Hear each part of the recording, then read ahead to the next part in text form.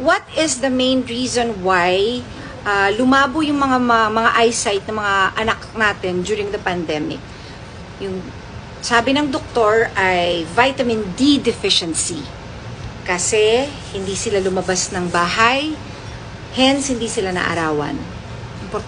Importante pala talaga yun. So, para sa mga mommies out there, para po ma-prevent na lumabo yung mga mata ng mga anak natin, paarawan po natin sila kahit 30 minutes a day.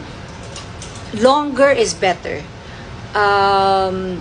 Sa school kasi, di ba, may mga activities sila na sa labas ginagawa, kaya parang kahit pa paano naaarawan sila.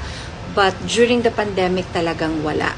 So, I suggest na paarawan po natin ng mga anak natin para maiwasan po natin ang paglabo ng mga mata nila. At syempre, kumain din ng mga masusustansyang pagkain.